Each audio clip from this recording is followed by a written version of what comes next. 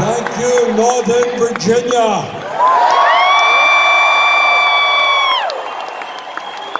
Whoa, there are a lot of people here. So thank you all very much for coming out. Let me thank Nappy Rhythm for their music. Let me thank Jess Weldon for the field pitch.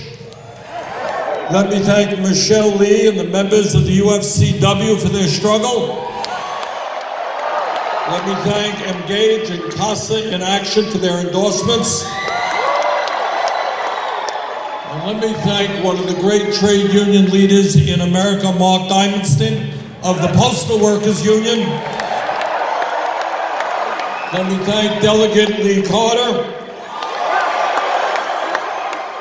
And let me thank one of the bravest people I know, Representative Ilhan Omar.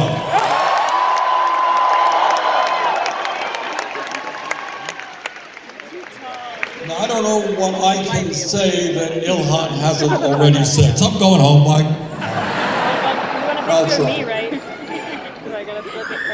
What this campaign is about, two fundamental issues. Number one, for the sake of our kids and future generations, for the sake of who we are as a people, it is imperative that we defeat the most dangerous president in the modern history of this country. Now, Americans have differences of opinions on many issues. But we don't have a difference of opinion that the President of the United States should not be a pathological liar. We don't disagree that the President of the United States should not be running a corrupt administration. And for all of those incredibly brave men and women who have put their lives on the line to defend this country and to defend democracy, we don't want a president who has no idea of what the Constitution is about, who is undermining American democracy, and who thinks he is above the law. So today we say to President Trump, sorry, this is not an autocracy, this is a democracy. And in November, you're going to see what a democracy looks like, because we're going to throw you out of office.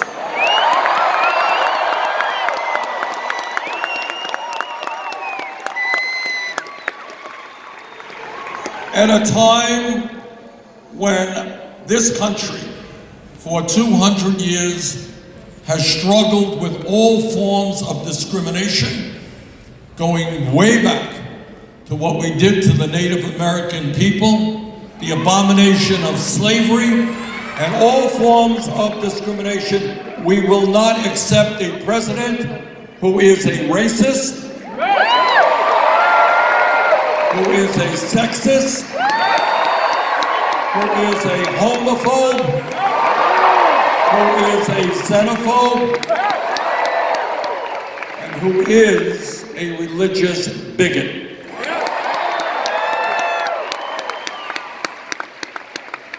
Abraham Lincoln said you can fool some of the people all of the time. You can fool all of the people some of the time. But you can't fool all of the people all of the time.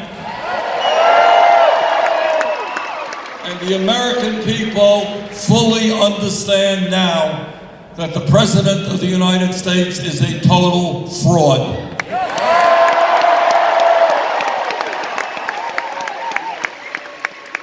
This is someone who told the people of Virginia when he ran for president in 2016 that he would provide health care to everybody. Remember that? For everybody.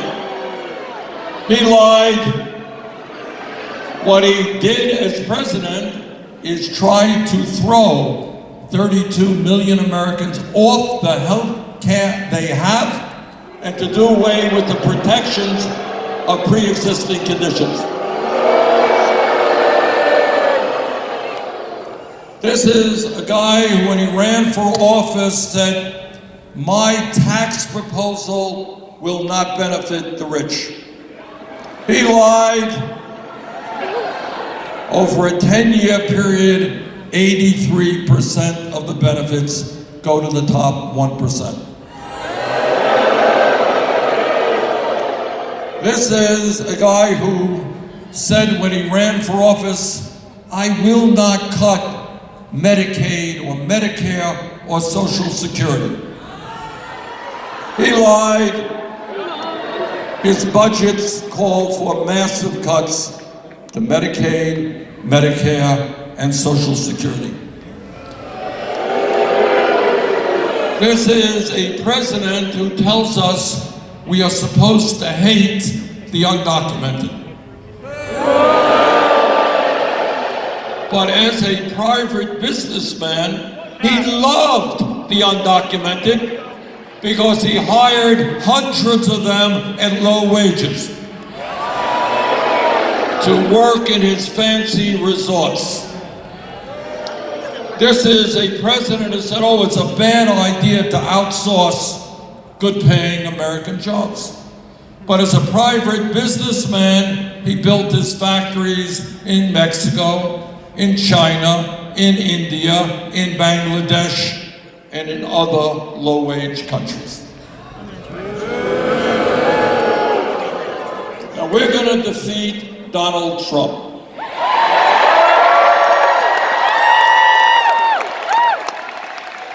And we are going to defeat Donald Trump because we are putting together an unprecedented, multiracial, multi-generational, grassroots movement, the likes of which this country has ever seen.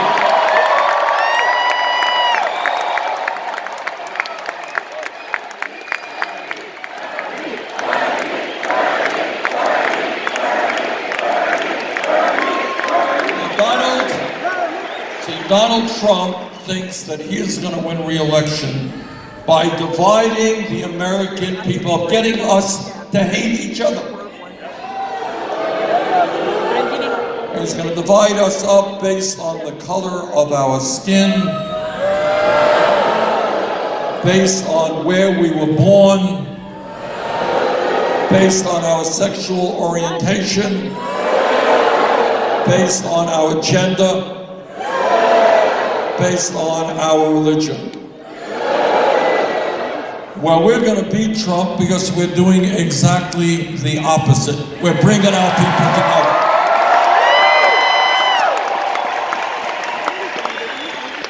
We're bringing our people together around an agenda that works for all of us, not just wealthy campaign contributors.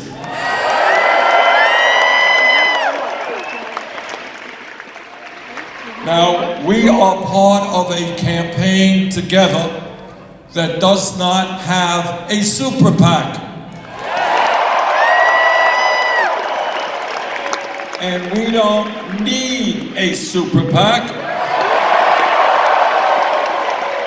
And I don't need to go to billionaires' homes to beg for money. And the reason for that is that we have received more campaign contributions from more Americans than any candidate in the history of the United States of America.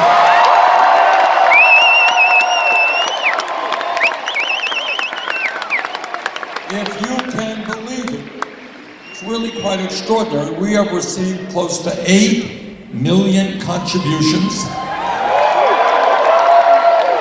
from 2 million Americans, averaging $18.50 a contribution. So what this campaign is about are working people contributing 10 bucks, 20 bucks, 30 bucks. What this campaign is about are many of you going out, knocking on doors, making the phone calls, doing all of the things we have to do to win. Bottom line is, and I say this as the son of the American working class, this is a campaign of the working class, by the working class, and for the working class.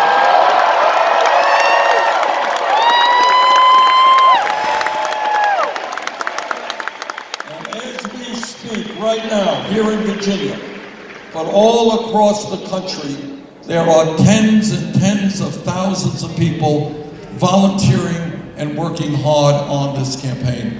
And that's how you win elections.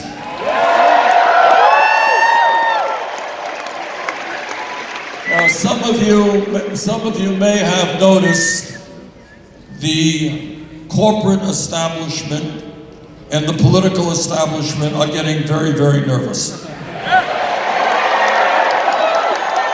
See, and today you're making them even more nervous when they see this type of turnout.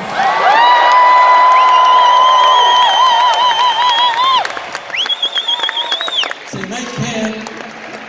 I was reading something the other day. The military-industrial complex is getting very worried that we may not continue spending more on the military than the next 11 nations combined.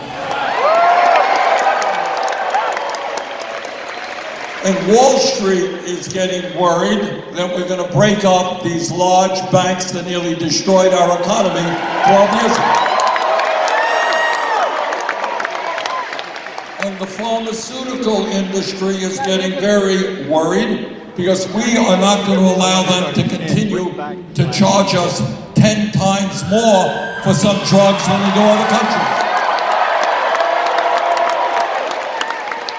The insurance companies are getting very nervous because we are going to end the international embarrassment of being the only major country on earth not to guarantee health care to all. We're going to pass Medicare for all.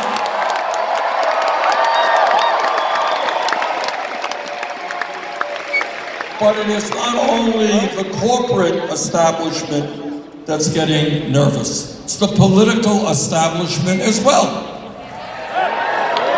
And they are saying, what is going on? Why are thousands of people getting involved and coming out to rallies? Why are they contributing? Why are they knocking on doors? Why are workers all over the country demanding higher wages? Why are Americans demanding an end to a corrupt political system which allows billionaires to buy elections? Why are Americans standing up against the grotesque level of income and wealth inequality that exists in America today? Why are young people saying, sorry, we don't want to leave college $50,000 or $100,000 in debt? And why are more and more people throughout our country demanding that we take on the fossil fuel industry and that we save this planet from the ravages of climate change? They don't get it. The establishment doesn't get it. And then what they try to throw out, to try to diffuse or slow down our movement, they say, Bernie can't beat Trump. Well, I respectfully disagree. Not only is our campaign the strongest campaign to defeat Trump, but we are going to defeat him here in Virginia and in states all over this country.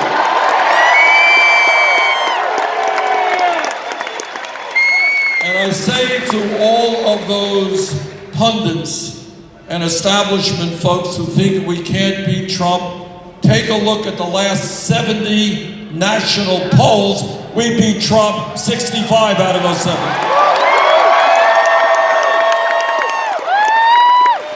Take a look at the battleground states like Michigan, Wisconsin, Pennsylvania. We beat Trump. And at the end of the day, this is what I do believe.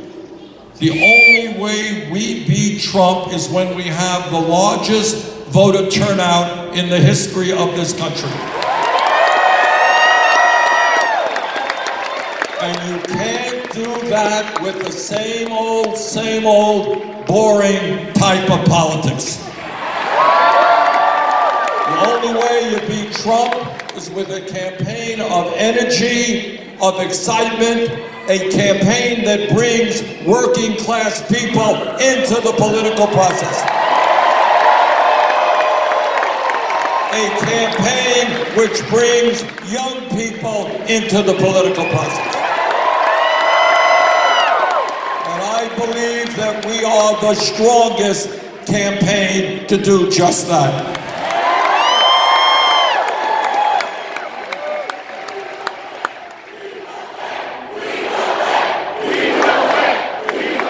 Yes, we will. We will because we must. And the reason that we will win also is we have the courage, and Ilhan was talking about this a moment ago, the courage to be honest with the American people. And that is to talk about the reality of people's lives. And what is going on in America? What we know is going on is that we have 3 people on top who own more wealth than the bottom half of America. Today, while people in Virginia and Vermont and all across this country are working 2 or 3 jobs, 49% of all new income goes to the top 1%. Let's be honest. And let's be honest and understand that half of our people today, half of our people are living paycheck to paycheck. You all know what living paycheck to paycheck is about? I grew up in a family that lived paycheck to paycheck. I lived in a rent-controlled apartment. And what living paycheck to paycheck is about is being under stress every single day. All right, what happens if the car breaks down? What happens if my kid gets sick? What happens if I get evicted from my apartment because they raised the rent? That's what living paycheck to paycheck is about. We are going to create what the American people want. A government and an economy that works for all of us, not just the 1%.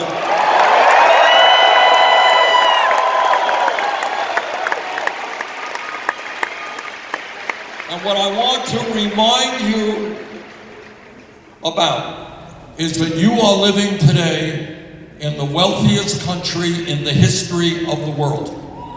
You got that, but most people don't know that because almost all of the new income and wealth goes to the top 1%.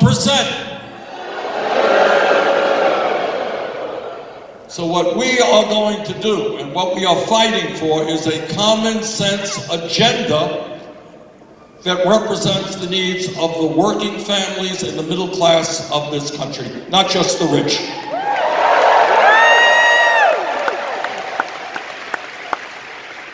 If you work 40 hours a week in America, you should not be living in poverty.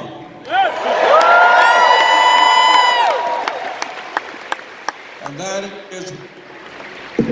that is why at a time when over the last 30 years, the richest 1% have seen a $21 trillion increase in their wealth, we're gonna raise the minimum wage to $15 an hour.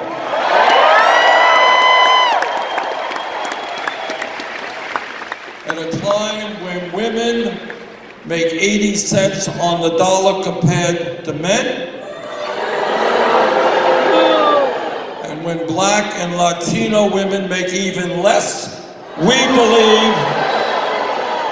believe in equal pay for equal work.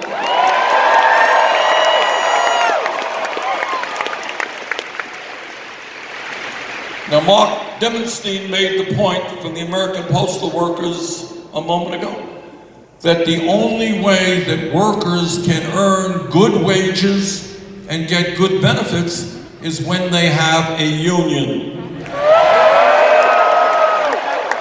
That is why we are going to double trade union membership in this country over the next 4 years.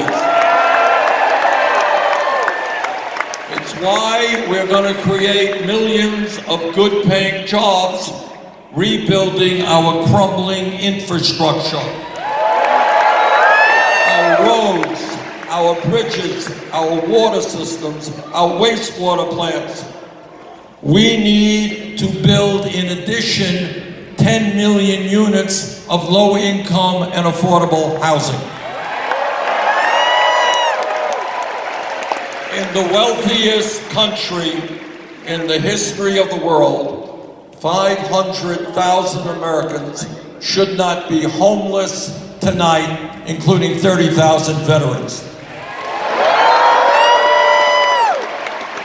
18 million American families should not be spending 50% of their income on housing. We can put millions of workers to work in good-paying jobs, building 10 million units of low-income and affordable housing.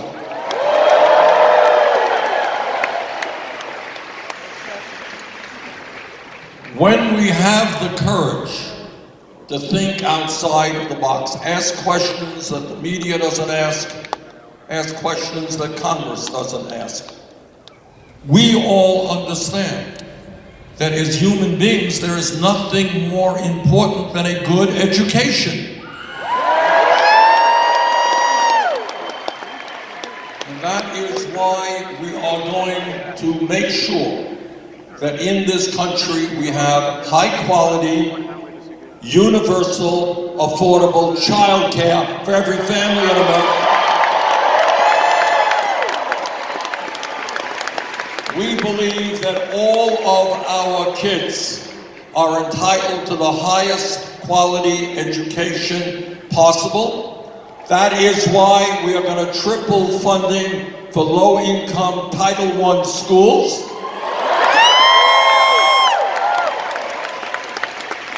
And I'll tell you something else. When we change the value system of America, what we think is important, what we understand, there is no job more important than educating our kids.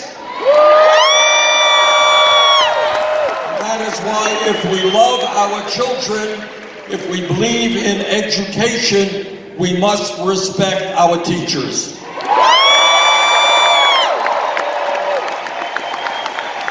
Now, I would hope that many of the young people here will give serious thought to becoming teachers. Truth is, we need more African American teachers. We need more Latino teachers. We need more special education teachers. We need great teachers all across this country. Teachers who love the kids, who are motivated by doing well by our children. And I want the best and the brightest on college campuses all over this country to say with pride, we're going to become teachers, and that is why we're going to raise the salary of teachers to at least $60,000 a year.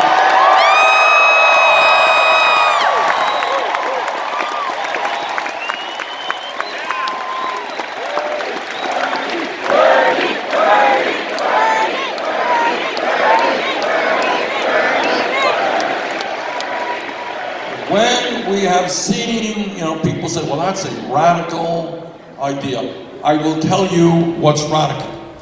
What's radical is that in the last 3 years, billionaires in this country have seen over a $700 billion increase in their wealth. That's radical. It is not radical to say that teachers should earn at least $60,000. And I'll tell you what else is not radical. We have got to, and I think Ilhan Omar made the point, redefining what's radical. What's radical is when 500,000 people sleep out on the streets. That's radical. What's radical is what hundreds of thousands of bright young people cannot afford to go to college. That's radical, that's unacceptable. What we are going to do is make sure that every person in this country, regardless of his or her income, has the ability to get a higher education, either through college or trade school. And we're going to do that. We're going to do that by making public colleges and universities tuition free. And we're going to pay for that through a modest tax on Wall Street speculation. And again, when you think outside of the box, when you begin to think what a government that represents working families can do, remember, 12 years ago, Congress, against my vote, bailed out the crooks on Wall Street who nearly destroyed our economy. 2 years ago, Trump gave the 1% and large profitable corporations $1 trillion in tax breaks. That is radical. What is not radical is canceling all student debt in America.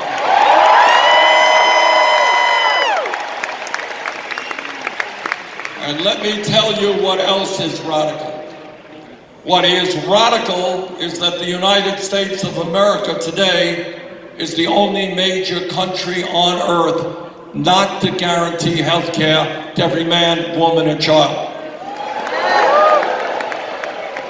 Together, we are going to end that international embarrassment.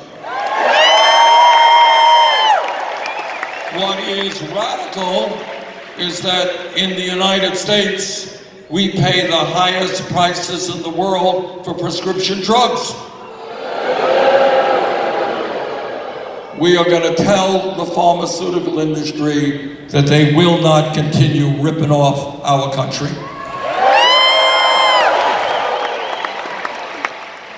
Let me tell you something that I have believed for my entire adult life, and that is that health care is a human right, not a privilege.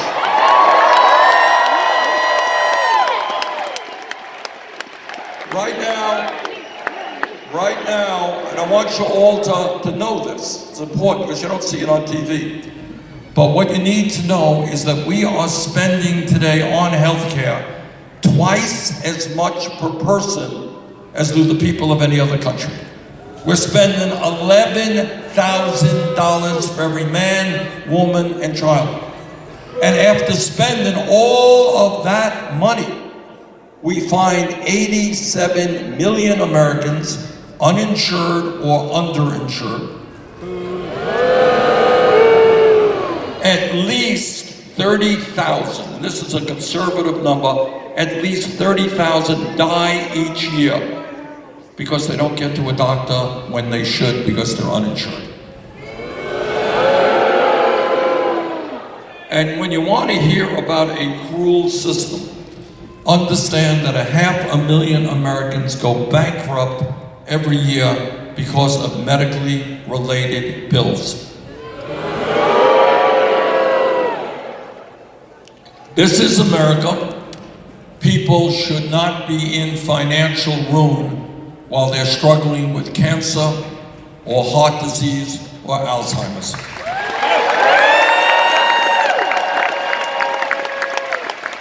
And in the midst of all of this, outrageous drug prices, so many of our people uninsured or underinsured, the healthcare industry last year made $100 billion in profits.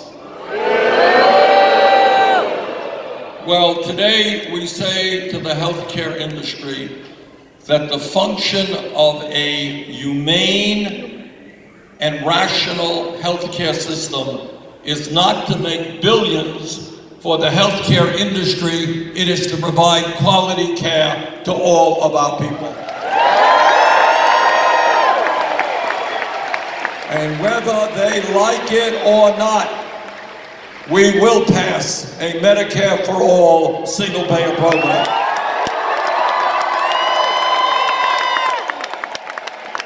And that means no more premiums for you or your employer.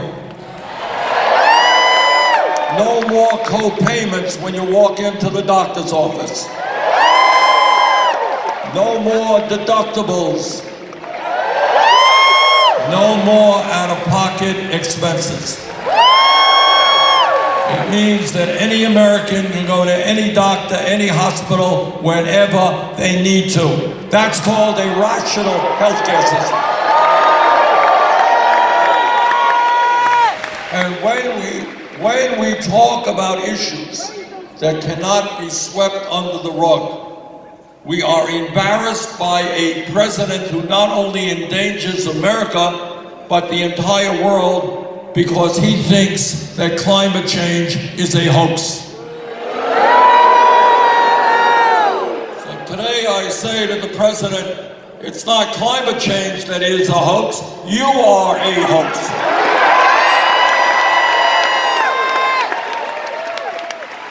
And unlike Donald Trump, our administration will listen to science and the scientists.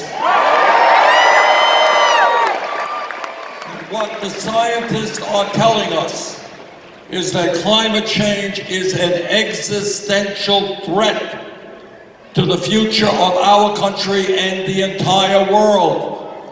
What they are telling us is you're going to see more rising sea level, more drought, more extreme weather disturbances, more acidification of the ocean, more climate refugees. If we do not get our act together, we have a moral responsibility to tell the fossil fuel industry that their short-term profits are not more important than the future of our planet.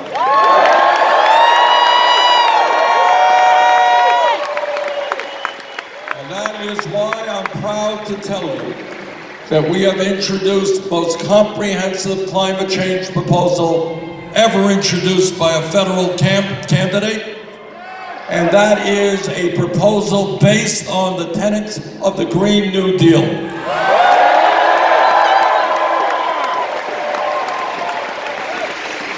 We will create up to 20 million good-paying jobs as we transform our energy system away from fossil fuel to energy efficiency and sustainable energy.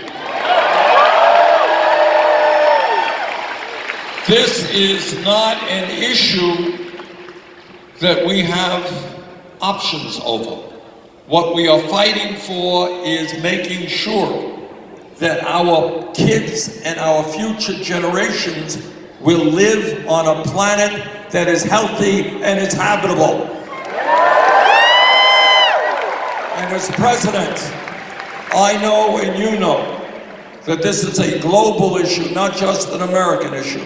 And my job as president will be to talk to the people in China, Russia, India, Pakistan, Brazil, and make the case that instead of spending $1.8 trillion a year on weapons of destruction, maybe we should pool our resources, fight our common enemy, which is climate change.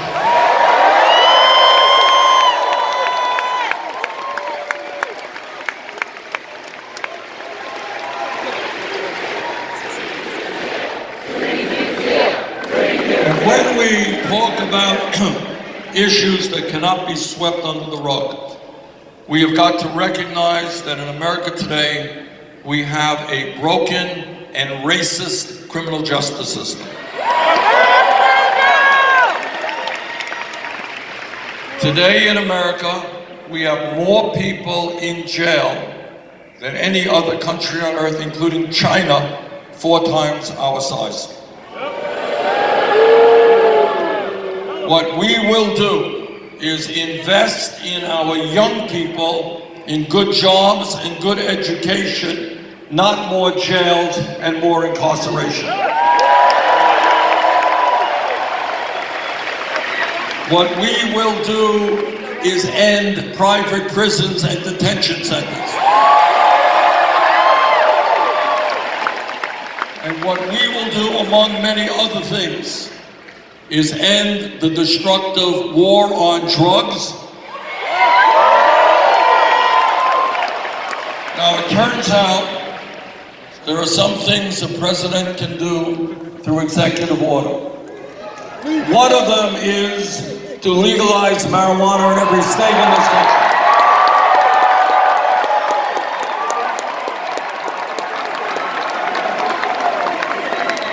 Now let me ask you all a question. How many people here know somebody who was arrested for possession of marijuana? What we are going to do is move to expunge the records of those arrested for possession.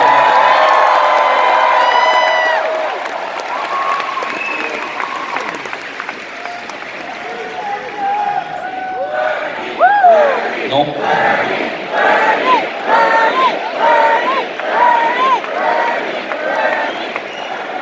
What we're also going to do when we talk about broken systems that embarrass us is to transform our very broken and racist immigration system.